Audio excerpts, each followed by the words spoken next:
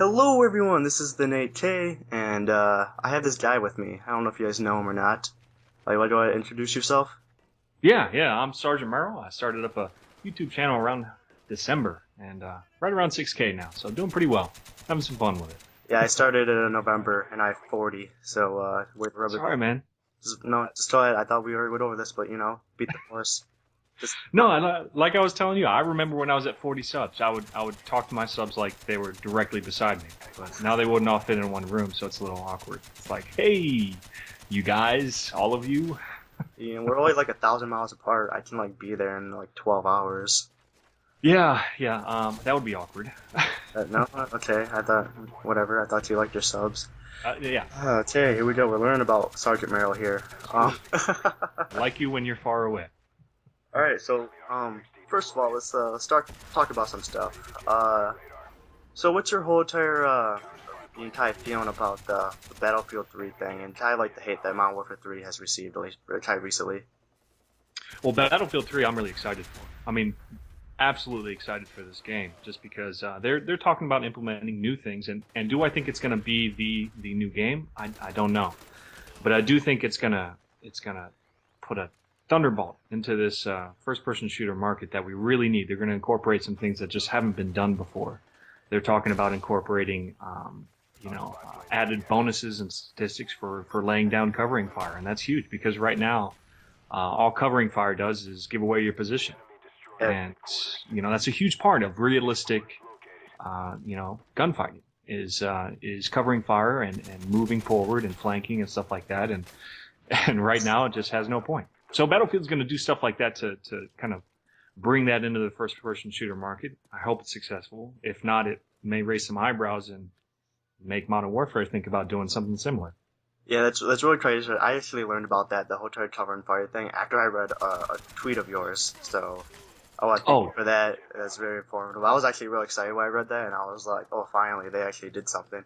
Yeah, I mean, it's weird how they incorporate that, though. It's just like, what in the actual coding and programming do they recognize this?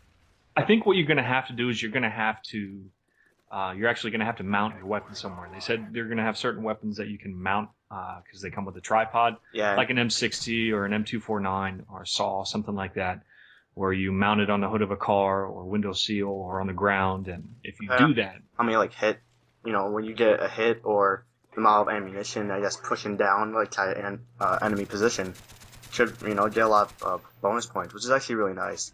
Yes, because I mean, think about the M60 in Black Ops. It's fun for just putting a ridiculous amount of bullets down range, but it's really not that useful at all. But actually, I would disagree because I have saved up for this exact commentary a gameplay using the M60 where I go like 40 and 10, run around within headquarters, and that right now is my favorite gun to use is the M60 because I'll sit there in an alleyway and I hold that right button.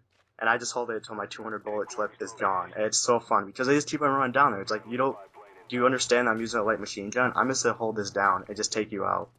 And see, that's what's probably, I mean, I haven't seen this gameplay, but I know it's probably going to be entertaining because people like to see, those type of weapons being successful just because on a normal basis they're not. So when you get something really good like, that really high KD gameplay that you have, it's entertaining to watch just to see how you. I've been messing around with it, even using Insert and Destroy. I'm just like bullshitting my way because I'm just bored with Black Ops at this point, so I was like messing around.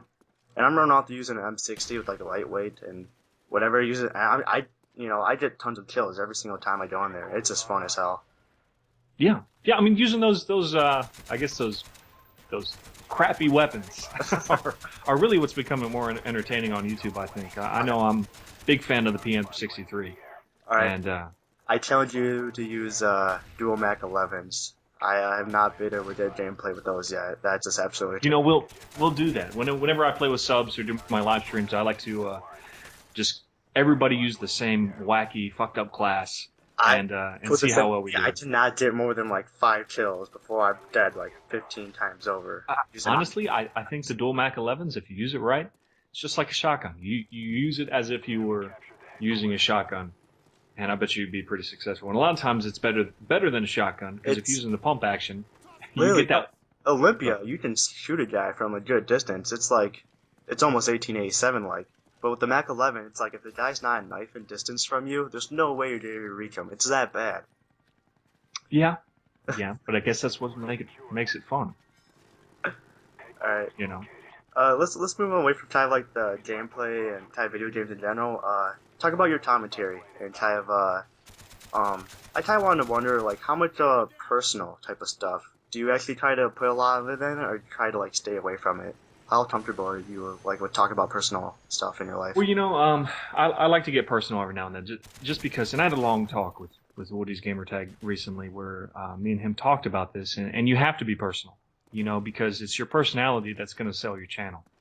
I do a lot of high quality, high production value in my commentaries, and now that I have a good template down, I think I'm going to be going a lot more into my personality, because that's what sells it. If people want high production value, they'll just go watch TV. They come to YouTube because they have that honesty, that direct to, personality relationship that you just don't get with television. And so yeah, I think I'm going to be doing a lot more commentaries where, I'm just kind of selling myself instead of selling how good I am in Photoshop or how well I can design a layout. So have you gone ahead and invented yourself as using that catchphrase like "you've been Merrellized"? No, I mean I have a couple of catchphrases. I always say "Star Merrell" out here, just because, whenever you're on the radio in the military, that's how you end your conversation, and it comes over into the real life when you're in the military. Like you'll find yourself on the phone with a friend, and you're like, "All right, out here, what the hell? Why did I just say that?" You're like, okay, but I've already done a lot of. I think I've done a couple, really good in my opinion, personalized commentaries, and it's really just about motivation, moving forward, and dealing with internal conflicts. Stuff that we all really deal with. See, that's what I've tried having this type of effect, but I'm in college, and okay, I can only talk about so much stuff. I'm fairly young, and I don't really have a lot of material. Okay, I've had my shares of like downs and ups, but it's just like I really don't see other people want it. Why do they need to know my problems? And it's trying to figure out what I want to say is I'm having troubles with.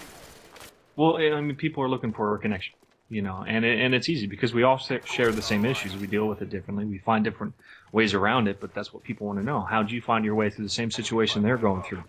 And a lot of times it kind of builds a connection between you and your subscribers, and that's really what makes the bigger guys bigger.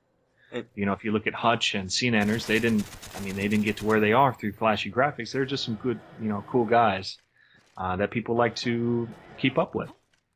Just talking to you, you're giving me a lot of good advice, and I take this and I'm gonna use it as best as I can, and hopefully improve. And I think I have a good idea so far. I'm gonna throw this out at you.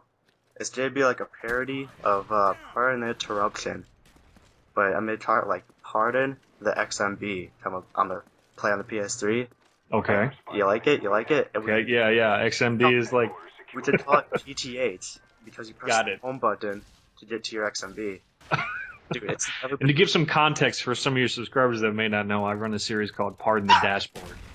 It's a big playoff Pardon the Interruption, and it's a lot of fun. I apologize for the noise in the background. No, just punt it. Just punt the dog. There's a dog, right? Punch him? Just punch him? Yeah, out the window. That's what I do. Just like, ah! Yeah, through the window. He's really not liking this now. I think this is a good time to stop the recording now. Sergeant Merrell, I really appreciate you coming to talk to me. And hey, no problem, man. No problem. It's really awesome. Thanks a lot, man. See you later.